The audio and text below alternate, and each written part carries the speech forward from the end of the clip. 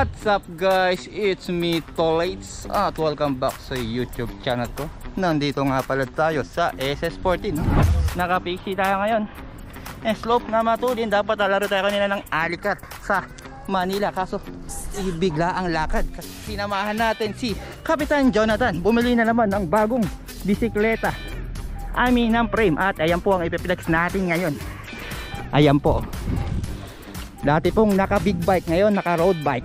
Eknal, local brand yan guys ha. Pero bago tayo mag bike check, pag-usapan muna natin ang mga frame size. Si Kapitan nga pala ay 6'1", at ang nabili niyang frame size ay size 54. Nasuwak sa kanya. Kita niyo naman ang ganda ng forma. Kapag 6'1 kayo guys, tapos road bike bibili nyo, yan 5'4", suwak sa inyo yan. Pwede rin size 56. Pag naman 56 pero nasa 110 yung stem. Yan. Pag naman fix yan bibili nyo at 6 footer kayo, size 54 din or 56.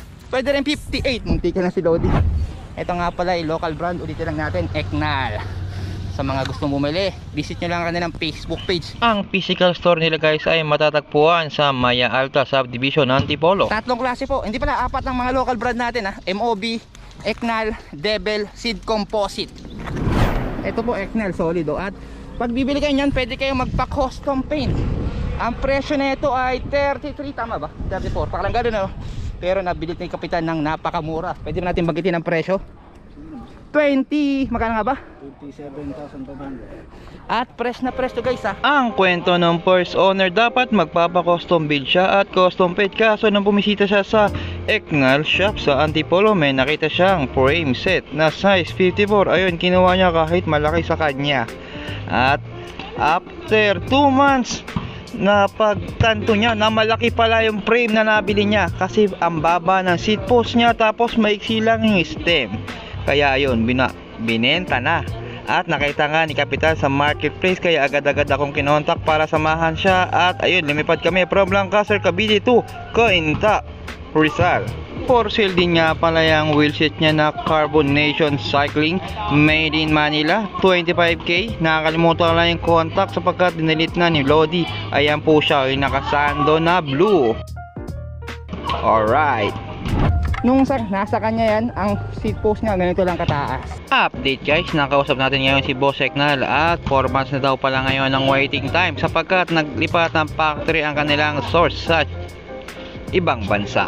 Alright? Kita nyo ang forma, napakaganda. Sobrang taas ng seat post. At ang haba ng stem, 130mm na EC90, negative 10. Yan. Ano lang yan? 7. Negative 7 ba yan? At may spacer, hindi niya po pina-islam. Hindi pa sanay. Masakit sa likod. Yan o. Ang group set na ito guys. Ito nga pala yung dating ang unang road bike ni Kapa ay Giant SCR, tapos Merida Reacto full carbon na nirepaint sa S-Works. Ayan po, nakakarami na kaming long ride yan. Panay dito lang sa South Cavite.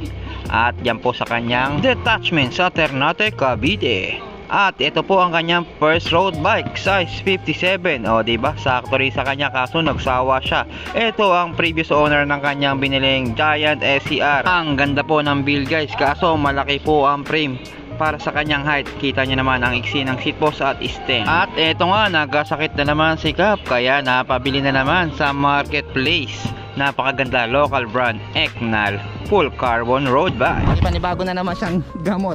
Ano kaya ang susunod na upgrade niya? Ito po yung dating nakakabit sa kanya Satanas Works, Ultegra group set, tapos full carbon na ilan ba yan? 38mm 38mm na tubular guys ha. Meron niya pala dalawang klaseng wheel set, tubular at clincher. Pag tubular, ito po ginagamit sa karera sapagkat pwede itong kargahan ng up to 140 o 150 PSI. Oh sure, hello po. Yan o, may dala pong dilata sila madam. Walang laman? Ha? Walang laman? Pantanim po yan, pantanim. Okay, pang leche plan. Okay. Ayan po sila madam, may danilata panggawa daw ng leche plan. Balik tayo sa topic natin, tapos na commercial.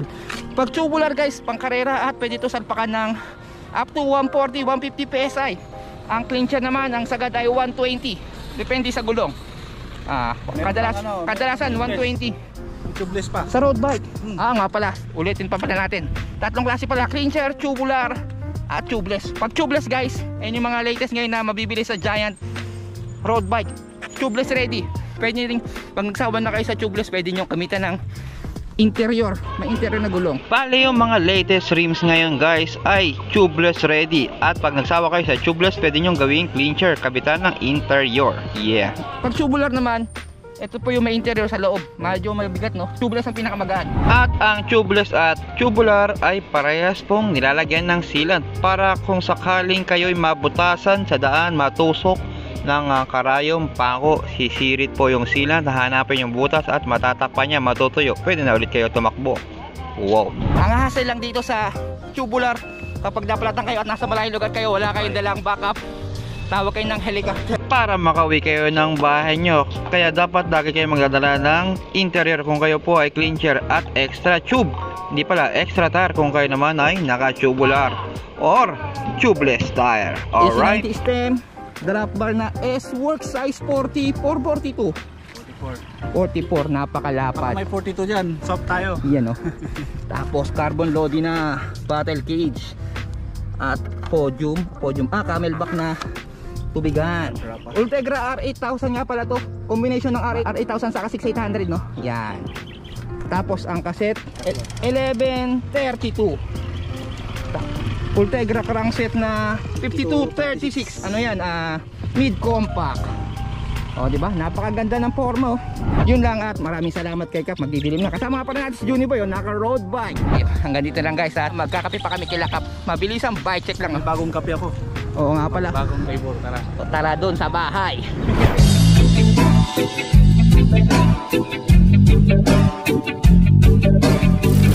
Shoutout nga pala kay Ken Albior, Alex LS, Troy Torres, Christian Velasco, Paul Martinez, Rock Aaron Antonio, Lucky Descalzo, JM Del Rosario, Wilbert Makadangdang, Wam Axel, Justin Agas, TTC, Tropang Trings Cavite at CJ Comprado.